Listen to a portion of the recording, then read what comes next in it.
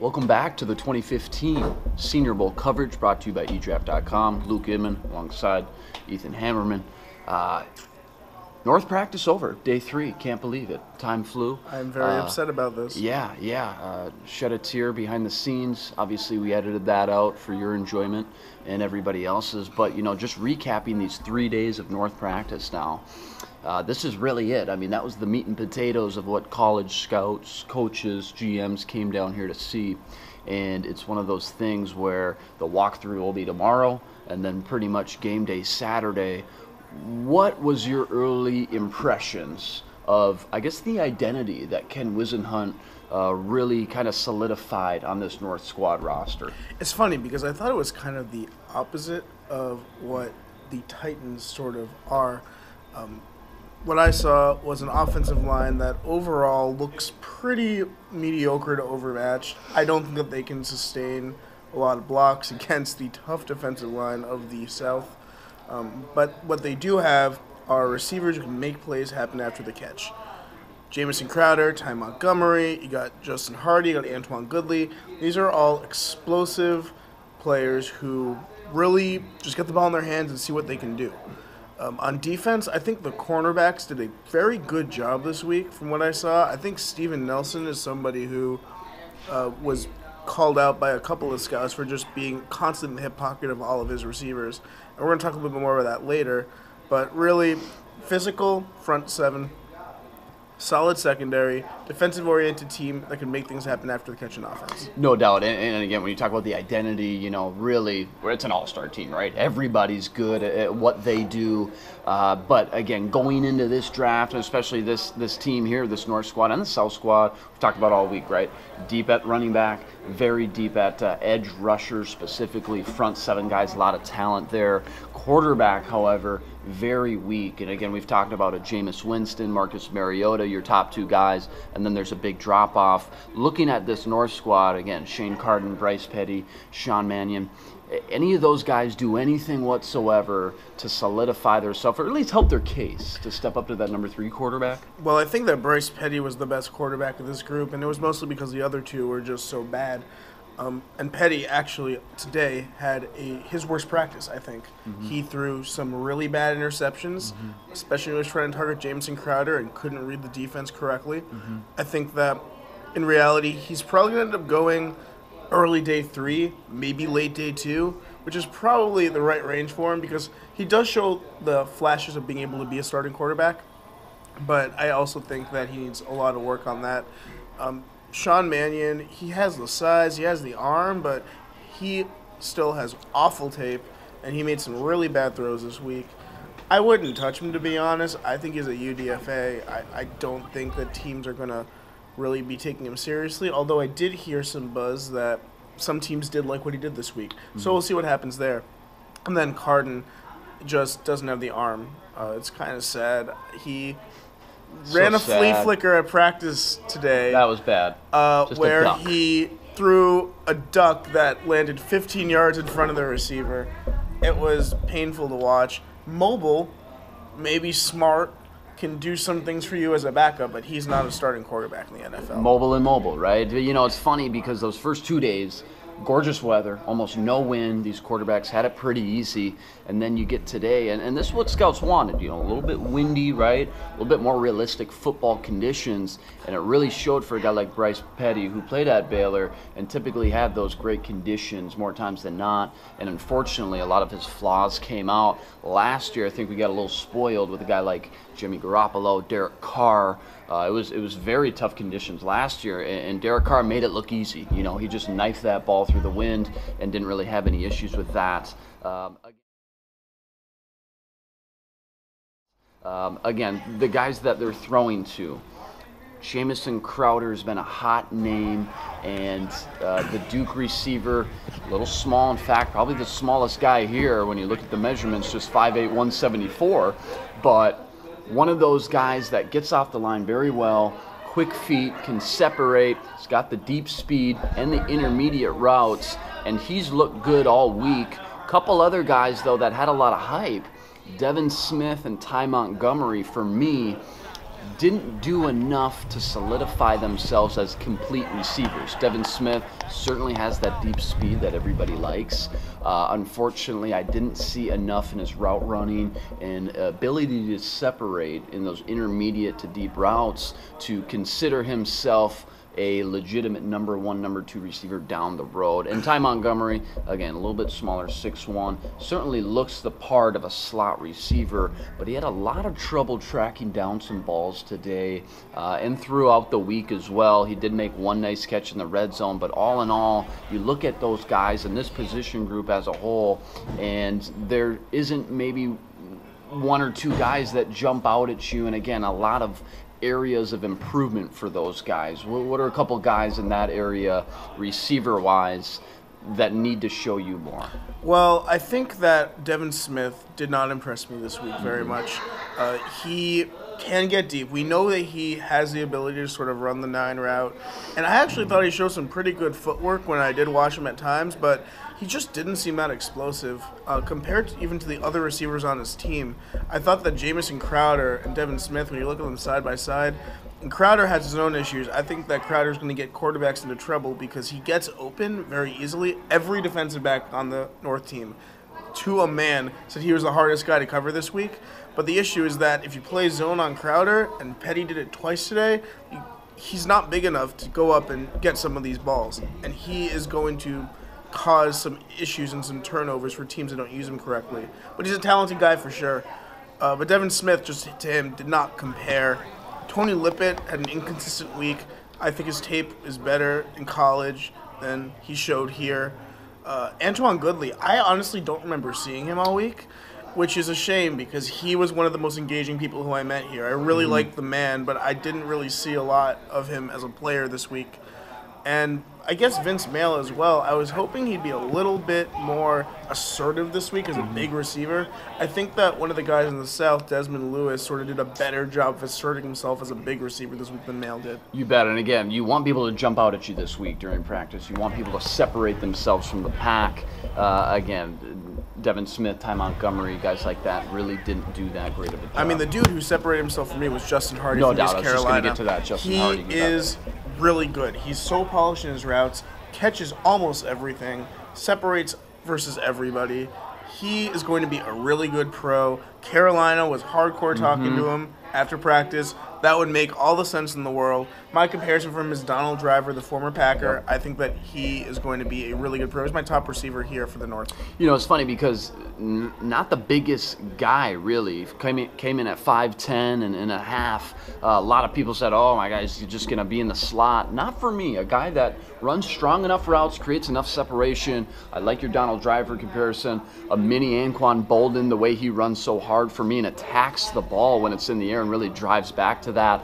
I really like this guy. Clearly, for me, the best guy from this North squad receiver, Justin Hardy, East Carolina. I've got a day 2 grade on him, but early. Again, in a deep receiver class. Look for him to go early. One of those teams, receiver needy, like a Carolina Panther team, to jump all over him. And I actually think, I'm going to be a little bit fair, I did not think Ty Montgomery's week was as bad as some people are making it out to be. His first day was bad. From what I hear, I wasn't there. But I heard that he dropped a whole bunch of passes, that it really was messy. He got better yesterday. He made some really good catches on the sidelines, going deep. And today he also made some really nice catches on the sideline, and he showed some good route running, some good separation ability. I still think he's a second-round guy. I'm still sort of like riding that train for now. We'll see over time. We'll see how he runs at the combine. He did measure in badly this week. He said it was 6'1". He measured in at 5'11". But I think that he's somebody to watch going forward for sure. And the guys that have to cover these guys, right? The guys that lined up against them, deep, a lot of numbers, a lot of guys in the secondary here. Some of the guys that jumped out right away, at least from a physical standpoint, Eric Rowe was the big one, right? Utah, long, lanky, came in at 6'1", 204 pounds, 32-inch arms, and as the week progressed, they moved him to safety. I know you saw a little hitch in his giddy-up. What did you see that you think Eric Rowe does well and what he needs to work on? I actually think Eric Rowe could play cornerback or safety, to be completely honest. He's a really, really good cover man. I think safety just sort of like brings out the strengths in his game. He has range. He's able to play off. He's able to mirror and sort of like react really well to what's going on around him. And he does have a little hitch in his back when he's transitioning from his back pedal to a sprint forward and to close. But I think otherwise he had a pretty good week.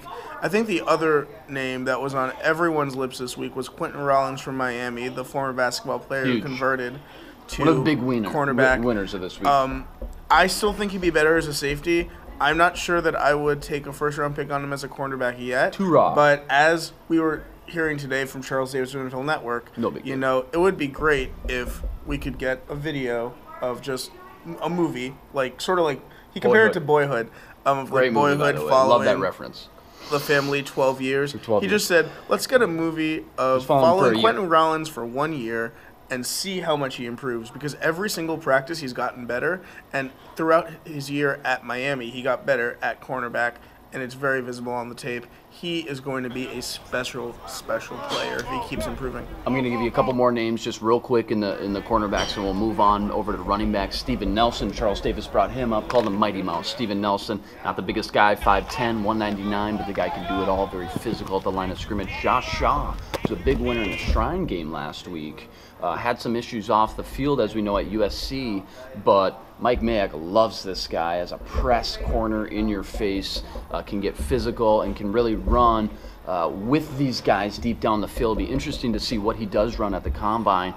Quentin Rollins, probably the biggest winner of this group, I would say, throughout the week as far as hype goes. Again, former basketball star at Miami, Ohio. Quick feet, just so raw right now. Somebody's going to take a flyer on him and his ability, the late half of maybe the second round. And just one more guy, Quandre Diggs. It's actually the brother of Quentin Jammer, Texas Longhorn, a little bit shorter, 5'10", but 200 pounds, solidly built. Probably a slot guy like Charles Davis mentioned to us, but very physical. Definitely likes to get his nose in the run game and help support their running backs. The deepest position probably of anything in this class, running backs, right? We saw a lot of good ones again today.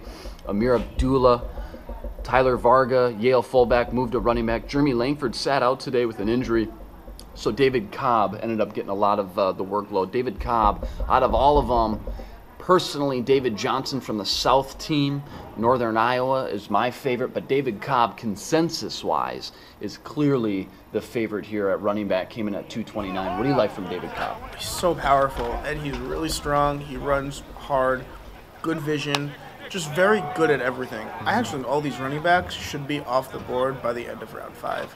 They're all very talented players, and I think this is a really deep running back class. Jeremy Langford has a little bit of nuance to his game. He's really good in pass protection, and he was really good this week at catching some short passes.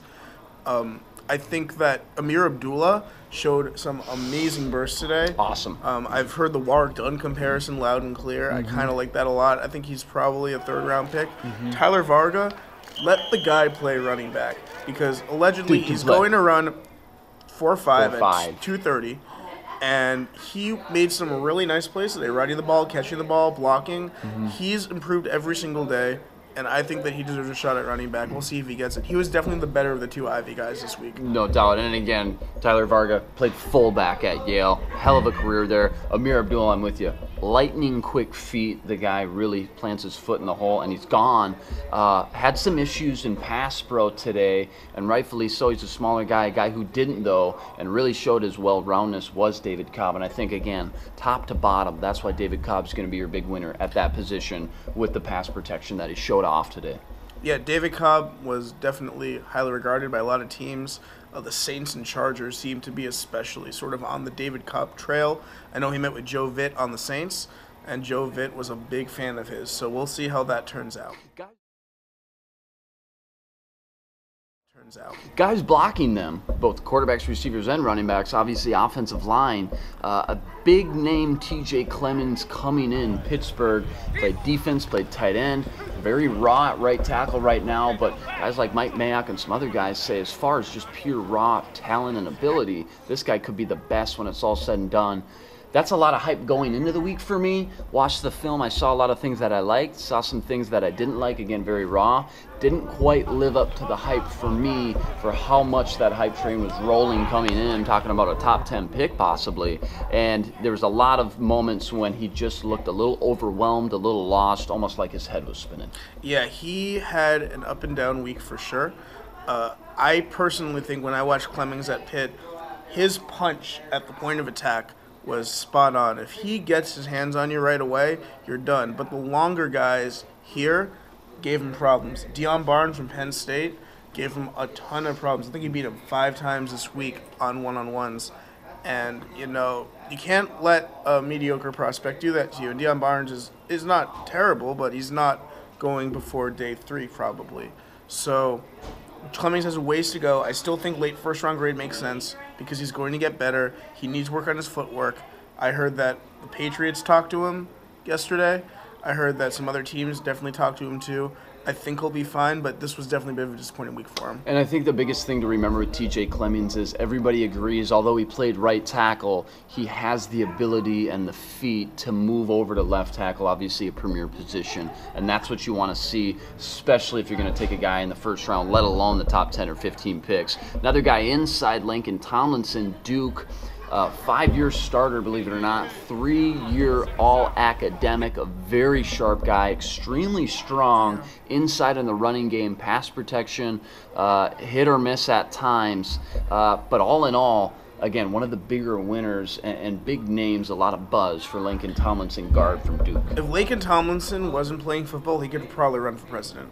He was the most engaging interview that I had. He's really intelligent, really, really good technique. I think he probably solidified himself as a day 2 player this week, if there wasn't any doubt already.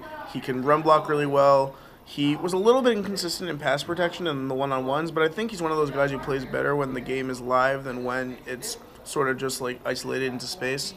Along with him, I think another winner this week, and he's a sleeper who sort of everyone is talking about now. He's not going to be a sleeper for much longer. He's not going to be a sleeper for much longer. Ali Marpet from Hobart came as a tackle. The Packers discovered him. They told Phil Savage about him. They brought him to Mobile. Came as a tackle, kicked him to guard. He won every single battle that I saw this week with every defensive tackle except for Danny Shelton, who he did actually beat a couple of times as well. He did actually beat Danny. He threw Henry Anderson to the ground. He threw Louis Trinket-Prasad to the ground. He beat up on Marcus Hardison. He stopped Zadarius Smith, who, by the way, he said was the toughest guy that he faced this week. That's right. He was just very, very impressive. Chip Kelly was talking to him. A lot of other people were talking to him. Ali Marpet's going to probably go early day 3 at this point. He is a talented, talented player and might have been the 3rd best lineman on the North. You could definitely make a case for that. And again, D3, Division 3 from Hobart. Option offense. And again, played tackle there. Clearly, he's going to have to slide into guard or center. But again, just the versatility alone is going to be an intriguing option for some team. And you want to see the competition this week. You want to see how guys, especially a D3 guy, fares against some big-time competition. And that's what we saw. He definitely held his own, like he said, against Danny Shelton and some other big names over there. Offensive line just wrapping up. Robert Myers, guard from Tennessee State, was out today. He did not practice with an injury. We caught up with Rob Havenstein from Wisconsin, a monster at 6'7", almost 340 pounds, and clearly solidified as a right tackle, right? Doesn't have the feet to move over a left tackle, but it's nice to know what you got with him. And again, I think he solidified himself as a day 3 pick as well. Yeah, I like Havenstein. I think that he showed very well all week. I think he's a good player. I think that he's going to be a long-term starter. One guy who was a little more inconsistent for me was Donovan Smith from Penn State. Tough week for him. He had a lot of issues with speed.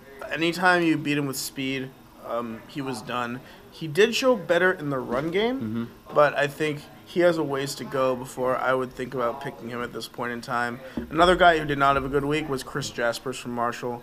As somebody said behind me, one of the scouts, when we were watching him, someone probably just brought him to make the other players not seem as bad, because he was really bad all week. He was missing snaps. He was getting eaten up every single one-on-one. Him versus Danny Shelton was kind of funny. It's just not very good player. Wrapping up here 2015 North Squad. Day 3 is over. Wrapping up winners and losers. We're finishing up with the front 7 here. To start with the linebackers. A lot of guys popped out for me. Intriguing storylines and guys that some do things very well, other guys do other things very well. It's just what you need. Clearly, though, out of them all, Nate Orchard was the biggest winner, at least from today. And from day 1 through 3, put together solid days of practice week in and week out. Had an interception, actually blew up a screen pass to David Cobb. Got a lot of attention today. Yeah, I think part of the thing here, though, is that Nate Orchard is an edge player. He's not a linebacker. He's not going to be called into coverage that often. He did struggle today. He did in struggle. coverage. So did Haloi Kikaha. Also struggled badly in coverage. I think all 3 tight ends beat him like a drum. But when it comes to rushing off the edge, Orchard's an anticipation rusher. That was something I sort of realized today. He definitely sort of tries to get the jump on the snap, tries to make it really quick. He's a very good player, but I think we'll see how that translates to the NFL. Kikaha's hands are just awesome. Jiu-jitsu background, right? Charles Charles Davis brought it up. And, amazing what he does with his hands and how he beats guys. Secret moment from the Combine that the Senior Bowl, that I will remember for a long time is when we were chilling after practice and Kikaha comes on the field by himself. Everybody was gone, rips. right? Everyone was left. gone.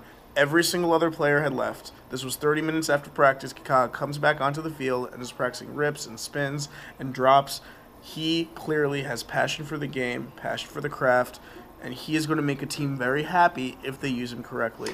Couple other linebackers real quick before we get to defensive end and wrap this thing up. Day 3 North Squad practice. Hayes Pullard didn't get a lot of mainstream love, but a 4-year starter at USC, team captain, led the team in tackles this year with 93 tackles, I believe. Just did everything right, it seemed like. He's a good player. He made an interception. He was shooting gaps in the backfield, doing some A-gap blitzing. He's underrated right now. He should be going on day 2. Another guy who's slightly underrated, we've talked about him, Jordan Hicks, Texas. Love him. He made a beautiful play in coverage today on a running back, intercepted a pass when no other linebacker was even getting close to the people they were covering. It was actually kind of unprecedented for me. And then a couple other guys sort of just popped up on my radar later this week. Jeff Luck out of Cincinnati had a great end of the week. He was the vocal leader of this team. I think he's probably a day 3 pick at this point, but he has a role as a run stuffer. And Zach Hodges did not have a very good week, but he showed some fight today because he was playing through an injury and he would not come off the field. He knew that this was his chance and he was going to take advantage of it. And I respect that a lot. No doubt. Just to give my take on those 3 guys that you mentioned, Jordan Hicks, one of the top recruits coming out of high school in the Texas. Lingering injuries throughout, a hip injury, a leg injury, 2 season-ending injuries. Fully healthy his senior year, led the team in tackles, 93 tackles as well. Made a lot of plays, and again, looks healthy, showing that burst. Very fluid, sideline to sideline guy. Sat down with him, said, 4'3", weak side linebacker. That's my bread and butter.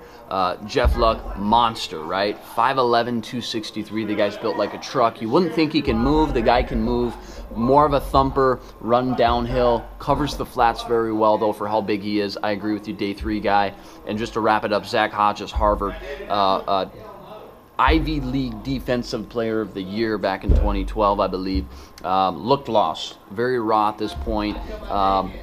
The competition really struggled with, I think, and again, playing in the Ivy League, you could see something like that happening. Last position group, we'll wrap up here. Talked about the edge rushers, defensive linemen. Danny Shelton, obviously a big name, gaining a lot of steam. I've heard Alodi Nada comparisons. I've heard Dontari Poe comparisons. I don't think he's on that level. He's very good, but I would hate to see a team get into that hype too much and expect things that I just don't think he's going to be able to do in the NFL. Danny Shelton is a character. I will tell you that. I mean, we saw him. I don't think we saw him wear pants when he wasn't on the field. He was wearing a skirt the entire week. That got weird. Yeah, he was just wearing skirts the entire weekend. I think it might be a Samoan thing. He was awesome, though. He was a really nice guy off the field. Really smart.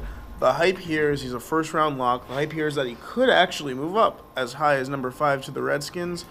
If I were the Redskins, I wouldn't be taking him at number 5, but we'll see what happens there. I mean, he's a really powerful guy. He's really good in constrained spaces, but I also think that he's not quite as explosive as hyped. He has some issues with two-gapping. He has some technique issues he needs to work out. And I'm going to rewatch his tape because he impressed me, but I also am still a little bit skeptical of him rising so high. But the real winner here was Carl Davis from Iowa. That guy had a great week of practice, was dominant in drills. I'd heard Richard Seymour comparisons before the year had started, but then when I watched the Iowa tape, he didn't really show up that much. Inconsistent, a little bit inconsistent, but if he continues to work hard and he maybe gets into the different coaching scheme, gets to play a little bit of 5-tech, he could be a scary player. And coming in at 6'4", 5'8", and 315 pounds, 320 pounds, everybody thought he was going to have to be just a pure nose tackle, a one technique. He's caught up with us today, and he showed off a lot of versatility, playing inside and outside, which coaches are going to love. My big winner, Henry Anderson, could have declared last year, could have came out with teammate Trent Murphy, decided not to. Refined his techniques at Stanford in that awesome defense, gained a lot of weight and strength, and it showed. He had an awesome week inside and outside. Teams are going to love his versatility as well, being able to play pretty much anywhere on the line, no matter what your defensive scheme is. Henry Anderson, he was a big bully today, and again, you know, when he came in at 6'6", 287, and moved the way he did, teams are really going to love that. And lastly, you know, Bud Dupree got a lot of hype from Kentucky. But really, in reality, his teammate who came down here, right, Zadarius Smith, extremely quick off the edge, showed a lot of good burst, and I think that's the guy to really watch in the later rounds that I would take for the value over his teammate Bud Dupree, who will likely go in the first round. And I can give some credit to Deion Barnes from Penn State because he improved a lot over the week, and he was beat TJ Clemens today. He beat TJ Clemens 5 times this week. He's a good player. He needs some time to learn, but I think he could be really good. I will say the one thing about Henry Anderson that scares me, he's on the ground a lot. He got blocked out of the ground at least 3 times when I was watching today. I think he needs to work on that, but he definitely has the talent to do so. Well, that's it. We're wrapping up the North Squad Day 3 practice here from Veets. Yeah, that's right, Veets, downtown Mobile, Alabama. South practice coming up here in just a few minutes. We're going to get you all that caught up as well after practice on eDraft.com. Give me 1 or 2 names when you look at the South roster here that you're really hoping puts together this last and final day 3 of a solid practice. I want Desmond Lewis from Central Arkansas to put a cherry on top of his great week. He was awesome when I watched him the past couple of days, and I really think that he can raise his game. I'm also really hoping that Senquez Golson continues his solid play. I've heard some mixed reviews on him. Whenever I've watched him, I've been pretty impressed. So we'll see if he's able to bring it up. And the last one is Gabe Wright from Auburn, who has had a great week of practice. Let's see if he can finish strong. You know, Philip Dorsett, Miami, the slot receiver, had a really good practice this week. Keep your eye on him. But Sammy Coates is the real guy that everybody is enamored with. You just look at him, he's a football player. He belongs in the NFL. He's got problems tracking the ball when in the air. But if coached right, could certainly be one of the top 3 receivers of this whole entire class 5 years from now. And I think that size and speed combination is what people are enamored with. Marcus Golden, another edge rusher at Missouri, had a great practice yesterday, caught a lot of attention. If he can put another practice together today, I think that would really solidify himself as a day 2 pick. And lastly, Nick Marshall, former Auburn quarterback, just 3 days ago. He moved in the secondary. Raw ability, but man, the size, speed, athleticism is there. And again, for day 1 yesterday, playing in the secondary, he looked pretty dang good, all things considering. So those are the guys to keep an eye on. We'll get you caught up with South Practice Day 3 here in a little bit. For now, Luke Inman, Ethan Hammerman from eDraft.com from Mobile, Alabama, signing off.